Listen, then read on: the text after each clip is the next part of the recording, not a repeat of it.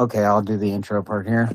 Yeah. Good evening, listeners. This is Mulberry Bush and Psychic Medium Tree with another episode of Mulberry Trimmings. Tonight's show, like previous episodes, will be on YouTube. And if anyone is interested in seeing the list of songs and related videos for tonight's show, they can also be found on the YouTube channel. Listeners and followers can find links to the show on Facebook, YouTube, and Google as Around the Mulberry Bush and Psychic Medium Tree. Hello. Yep. PsychicMediumTree.com. I'd like us to have a back and forth somehow and figure out the back and forth with all of that. Like yeah, that'd be great. Tell me how to do that. Oh, okay. Yeah, we got to figure it out. Well, tonight we're going to do some fun stuff talking about relationships and love. Yeah. I even, the first song that I picked is themed after Plato, who I'm going to highlight since he's kind of the father of love, whereas his instructor Socrates was the grandfather of philosophy. So it's kind of hard to figure out who thought of who or what or how it all came together. But so I'll be reading from some of Plato's stuff. Okay, sounds good. And I've got some great excerpts from one of my favorite books, which is Don't Sweat the Small Stuff in Love by Richard Carlson, PhD, and Christine Carlson. Yeah. All right. Okay, so I guess I'll start with some of what I found out about Plato. And he wrote many, many books, but specifically the Symposium was a story about three philosophers that were meeting for dinner, and they challenged each other to a public speak about Eros, the god of love. And so that is what the Symposium is about. The three authors were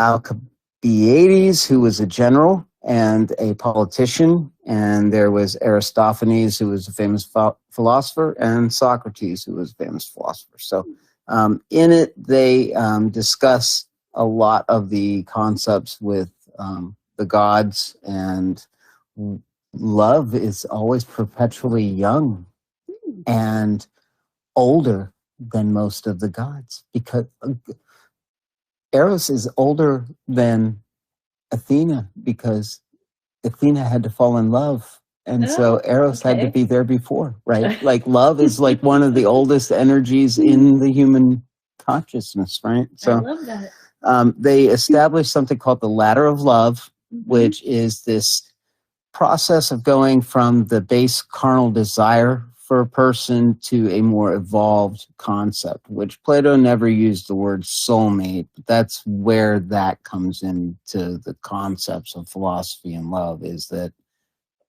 it doesn't mean, oh, that one specific person that I randomly met right there is so perfectly perfect. But it does mean that there are people that fit the design of what would make you and that other person a better whole. Right, because they explain, like, the mythological concepts behind it are definitely different than what we think now, but they believed that at one time the human race was one being, male and female at the same time, and that it was through all these hardships and having to survive being on the planet that we split into two, and that we're in this perpetual need to reconnect with that other half. Oh, I thought my other half was canine. Well, it could be. I don't know. So that's the ladder of love. I'll go over the 6 stages of the ladder of love after we throw on another tune, and you get to chat some too. I don't want to steal it. I don't want Plato to steal the whole thing. He's had it for like 2,500 years anyway. Oh, yeah. Yeah, so I like the idea of kindred spirit more than the idea of soulmate. Yeah. You know, because that a lot of people make erroneous decisions in love based on thinking somebody is a soulmate, which to me, a soulmate is somebody who is here, has reincarnated many times with you for the purpose and the sole purpose of helping you learn your karmatic lessons. Yeah. Yeah. So And kindred spirits more of a match in my book. I think so too. And I think Plato did as well. He even said that later on, as much as he's like, in order to be in love, you have to be able to express the beauties of the nature of the divine love. Anyway, he went into all that. But then in the end, he was just like, look, in the end, when you get to that last step, you realize you're both individuals and you have to make it through. Like that's the whole like aha moment isn't the glorious. The aha moment is the like time to buckle up. You know? So it's a whole different spin than you would think.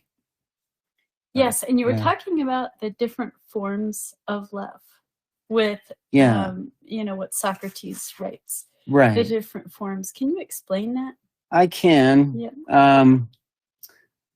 There are 5/6. Eros is kind of like divided into two because it's like erotic and just hot and heavy. So it's like the same thing but different. But that is like the base. Everybody thinks everybody is attractive, right? You fall in love with one person. That's step one of the ladder. And you think, oh, I've now had a moment with a female or a guy or whatever. Yeah. And then second step is there's lots of females and guys out there. Yay. And then you go out in that stage two of your concepts of finding that other person, right? And then third is you realize there are a lot of people out there and I need to just go ahead and start whittling this down in the barrel. And then step four is you found that person and you've established it into like law and order. You've gone before the priest or you've gone before whatever established system is there to say love is now validated and you guys are stuck.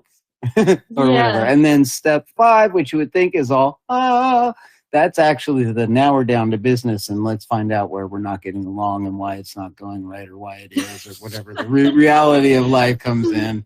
And then step 6 is that you look back over the whole thing as a whole and love is beauty. Love is not, love can be tough, love can be hard and all that stuff, but love is beauty. So Plato believed that the purest form of love is described in beauty. That's why you find love in poems and song, and you can find it on the combat field. You know, there's all kinds of ways to find that energy. It was his argument. Well, that is very interesting. Yeah. Very interesting. For and sure. I know that in the English language, we only have one word for love, which is love. But there are all kinds of different types of love. Yeah. The way you love your family, different from the way you love your dog or your cat. And that's true. I didn't go into it. Right. You love the Greeks had a word called storge. Storge, which is your friendly love. I love that cat. Oh, I love that cat. Yeah, you know, it's that kind of storge is just your general well-being of loving things, you know. And phila, like Philadelphia. Yeah. Phila is more of like a family or like a sibling love, but parents and other family members can feel that level of love too, but it's just described as brotherly love. Like you and a complete stranger could have that attachment to each other, but it's still described the way you would love a brother. Yeah. You know, so. And then eros, and then agape, which is a divine love. So when the gods or a god or the god or whatever loves you, that's at such a different level than a human would be able to give to another human. That's the other form of love that's in the Greek system. Oh, that's so nice. I like that. Agape. That's very good. So once you find love and marriage happens, that's when this book that I found can really help you navigate your marriage. So is it a good time for me to? Yeah, okay. I'd love to hear it. So it is Richard Carlson, PhD, and Christine Carlson, and it's Don't Sweat the Small Stuff in Love. And they've written a number of books. But they start off, I'm just going to read you a little excerpt from it. When you ask people questions like, how's your relationship going? You'll often hear replies like, it's okay, I guess, or a variety of other equally unenthusiastic or unsure responses. For whatever reasons, many people seem to believe it's normal and perfectly acceptable to settle for an okay relationship. Sometimes even couples who report that they have a good relationship appear to be confused about what a good relationship really means. In other words, they might say they have a nice relationship, yet they seem to experience or express ongoing irritation and frustration with their partner, or with at least some aspects of their relationship. And there may be ongoing conflict or bickering, a lack of harmony or satisfaction, resentment, a desire for their partner to be different, or simply a shortage of true joy and gratitude. And so this book says, well, we're going to ask you to consider that whatever shape your relationship is in, from troubled to absolutely wonderful, it can be even better with very little effort. And they say, well, no relationship's perfect and every relationship's unique. We believe that any partnership, romantic or otherwise, can be improved by implementing some very simple strategies designed to lighten your spirits, open your heart, enhance your life, and broaden your perspective. That's what this book is about. I love that. Because it goes through all different types of aspects that people deal with, and helps you see things clearly. It's a book giving you tools in the handbag. And I always encourage my clients to become, if they're dating, become a dating expert. If you're married, constantly find new ideas and learning things about how you can communicate better or make things better, because no one has a perfect relationship. No, I know that seems to be kind of the mystery of it, right? Yeah, like love to me is the foundation. And everything else has to be built. Yeah. With effort. That's true. And yeah. I mean, even some of the platonic system of like the physical attraction has to be there in stage one. That's true to an extent. Like some people have different levels of what is attractive, I guess. So that's why there's a variety of people out there. But I agree with you. The spark has to be there in the beginning. Yeah. Okay, it has to be. Right. And that is part of that foundation. Yeah. And then the rest is building blocks. Right. And sometimes those blocks fall. And in a marriage that lasts, you have to rebuild those blocks again and again sometimes. Yeah. That's true. That is true. There are tens of thousands of ways a person can be, personality-wise. The way a person can decide something, all of us are a mystery in that way. It's just always good to have the faith that the other person is going to have the same intent as you, I think is how that works in the don't sweat the small stuff part. Oh, yeah, that's true. Yeah. I do have that belief that, both parties have to be 100% in. Yeah. And if they're not, I mean, one party can't make a marriage work. Right. They both have to put in their effort. That's true. Yes. It's true. So with that note, now we're back on the air. We're just talking. That's good conversation. That was good flow right there. Yeah. But yeah, we were just talking about how dating needs to be done with a good attitude of, hey, I'm just looking for a really great friend that I'm attracted to, but keeping the physical intimacy out of it until you're really sure about each other. Yeah. That's a lot safer to do that nowadays. And I've traveled a lot. So I've seen like different cities have different culture to how the single scene is, and also growing up over the years, I've had friends and we hung out. I find that friends know friends, and that's usually a much safer place for commingling with people than to just randomly pick a place to try to commingle. You know, like the single part of that and finding the right person. It's a whole different like environment. Right.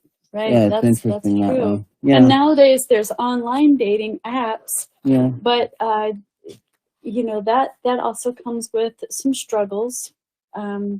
People tend to only look at the picture. It's not going to happen. And they don't a lot of times look at, you know, what that person's about. Yeah. And so really, I mean, you can look at those apps, but you do have to meet the person, you know, in person at a public place, and, you know, meet with the intent of, hey, I just want to, you know, meet you as a potential friend. Yeah. So well, that's see, that's the right funny because attitude. that's how I put my profile out there, and I've had like in a year 3 people contact me for one of them, right? And never have we been able to meet physically in person. It's always been like this like texting talk thing that happened, and then I get tired of that. That's the texting part that's really non-productive. Yeah. I could see if you met somebody on a dating app, but then you meet them on FaceTime. Yeah. And then from there you like each other and then decide, let's meet for lunch. Yeah. So that's an appropriate, but you're wasting the time if you're just texting back and forth to a complete stranger. Right. Right. So because you don't know really if they're being truthful, if they're married, if they're really single, or that's true as well. And you don't get enough dimensions of that person unless you meet them in person. Yeah. Yeah, that is a lot of it. There are places to go to meet people and things like that. But it is definitely a different world than is easy to recommend what to do. You know how to meet people. I don't recommend going to bars to find that special person, because the person who's hanging out at the bar all the time, they probably have an alcoholic issue. So I could tell you some nightmares. Even in this year of Jacksonville, I could tell you some scary stuff. But somebody's going to hear it and they're going to be mad because I mentioned them on on the radio. Like, oh my God, he mentioned that. Like, you know, yeah, I mentioned it because it's stupid. But it is important, like you were saying, find a person that you really have a spark with, and then make friendship from there. Yeah. That's the effort that, you know. Well, I think that's a lot of it too, is unfortunately I found that, yes, that's very rational of you to say that. And I agree with you 100%, but I found that so many people can't seem to hold their ground in that logic. I've tried to meet people and stay on that courtesy. I have met people that have. I've met tons. I have lots of female friends for sure. That it's never been anything romantically serious that way, you know. But but I've also met women that think they understand what you're talking about there, but then they don't. They let their heart get in the way of it, and it gets out of it gets too romantic before it needs to be. Yeah. You know, like it feels rushed in that sense of the word. Right. Yeah. Love takes some time, doesn't it? It does. Yeah. There's a lot of factors involved. It's kind of like Tina Turner said, it ain't just about that. Look, her man was beating her down. Oh. She was a victim of spousal abuse. So that song had some heart to it. That was after they divorced and stuff. But that was what's love got to do with it. Sometimes it is a little bit more than just the romance of it. Yeah, you know what? I love this quote. Love is not enough, because you have to have resources. Yeah. You have to have great characters. You have I mean, I could be selfish. I could be one of those guys that like, you ain't getting me, honey. I'm $1,800 for free from the government. screw all y'all. I could be that guy, but I'm still looking. I could be like, my disability. I'm a free ticket for whoever the mooch is that wants me. I got the money over here. I'm everybody wants me. Dream on.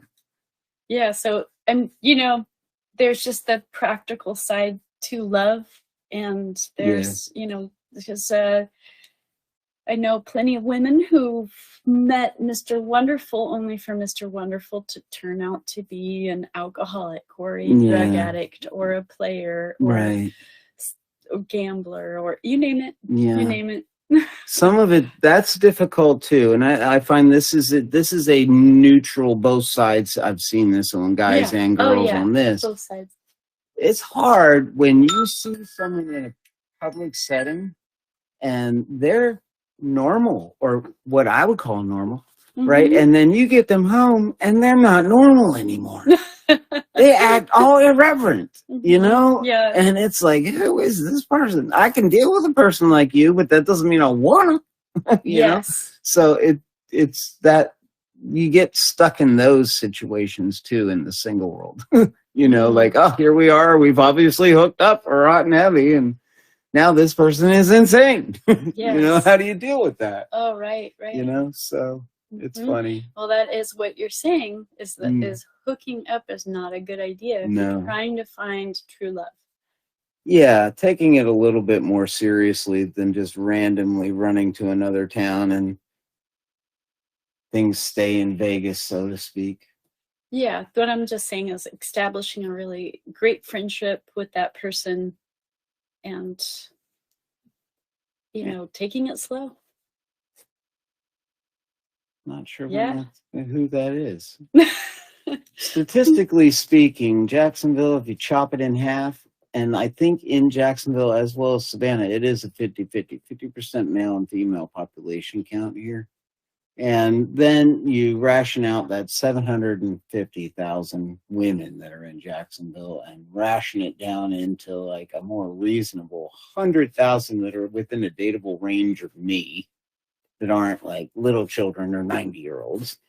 Okay, but there is somebody out there that is right for you. You do have to do the work and navigate through, and you could be lucky. You could go on a date and it'd be the right one, or you could go on 1,000 dates, and then at the end of your 1,000 dates, you finally find somebody that's really right for you. Well, that too, and you want somebody that, look, it's like a job, right? It's just like going to college. It's just like any career that you're going to have. Relationships are like a business. You got to make your decisions. They're way ahead of time. You got to plan stuff out that you don't even see coming.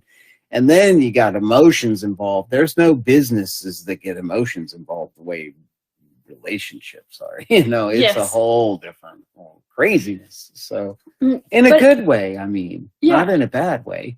Yeah. You will find, though, that people have good relationships with their friends and family, will also have good relationships with a partner. Yeah. And it's because, that says that they have coping skills and good character and understanding. Yeah. So. And some people grow together when they've met, and it flourishes that way too.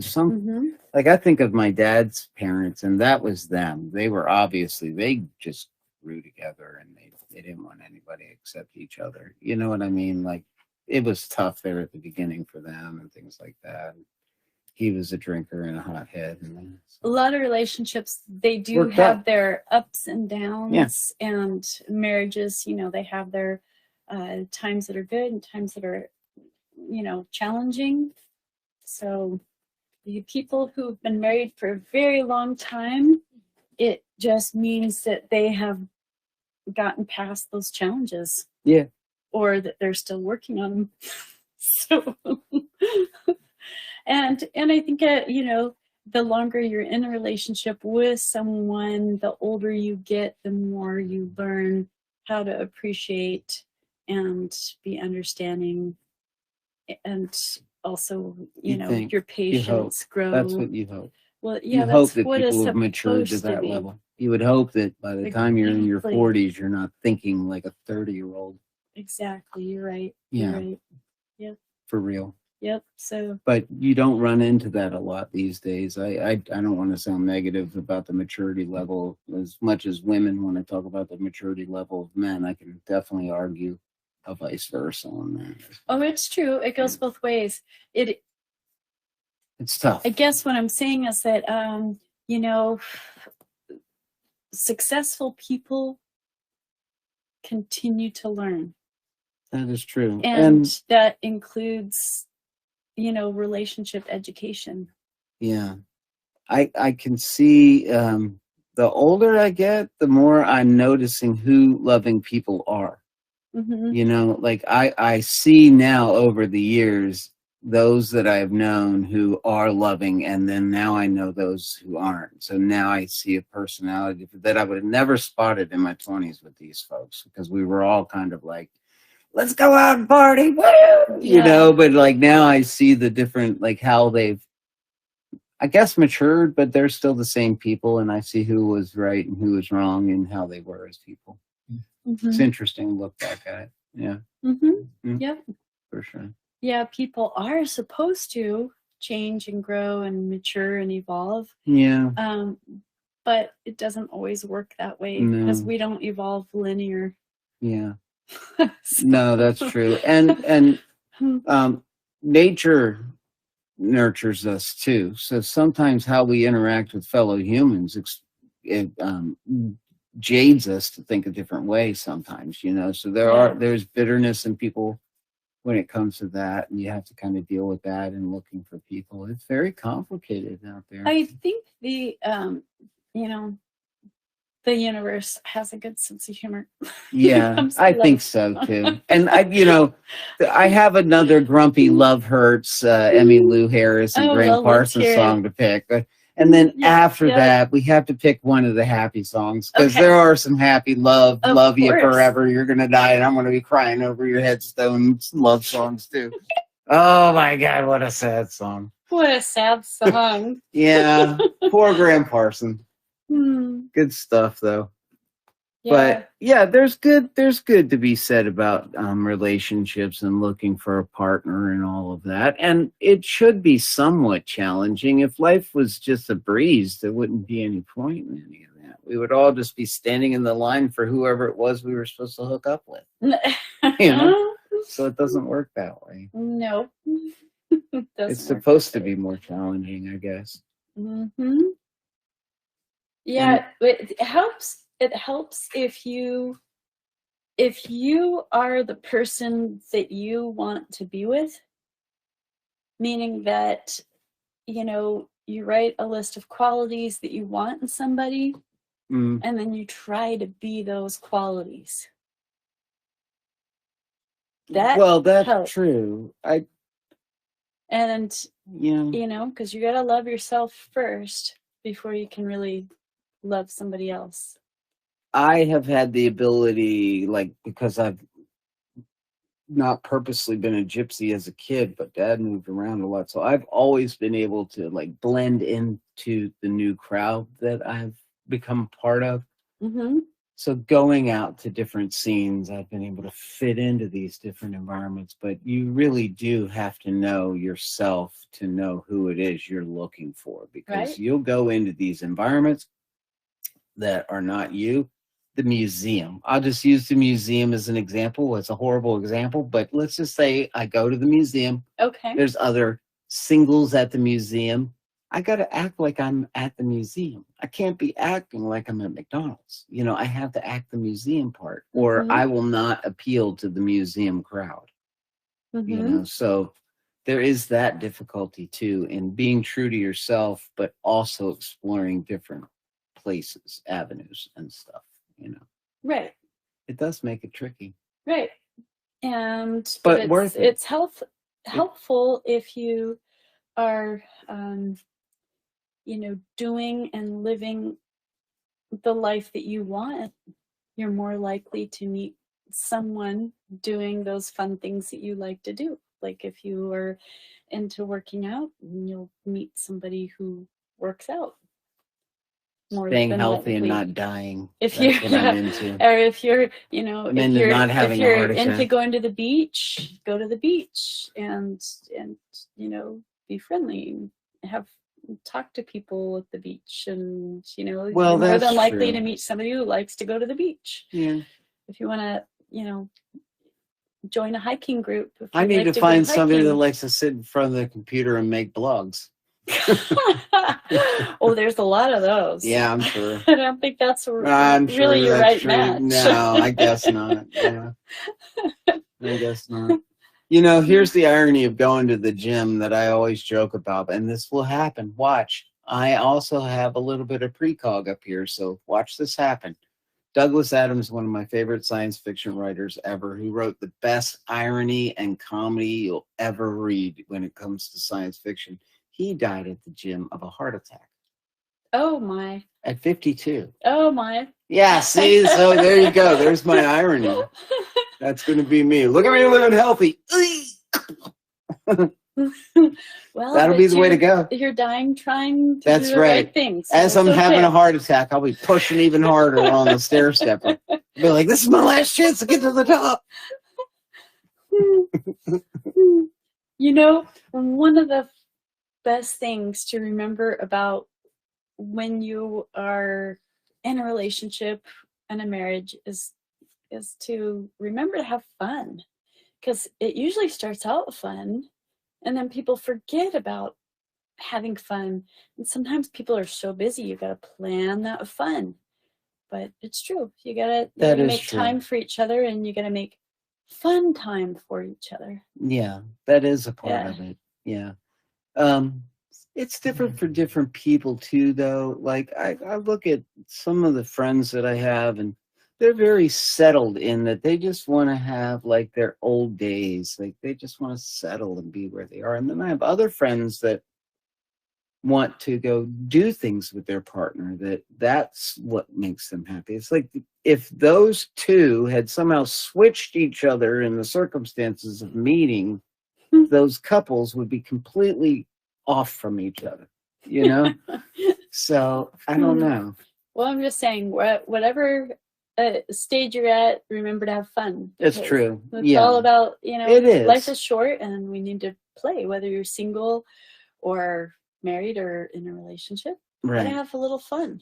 It is true. Don't take yourself so seriously all the time, right? Right. Have some fun. Both partners do have to have the same agenda. Mm-hmm. Yeah, the agenda is important.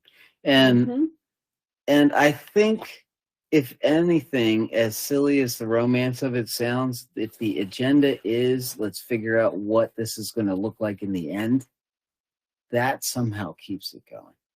Yeah. That seems to all the old timers that I've ever met, and even some of the young timers that are getting there, it seems like they're more curious about what that's going to look like in the end than what they're dealing with in the now.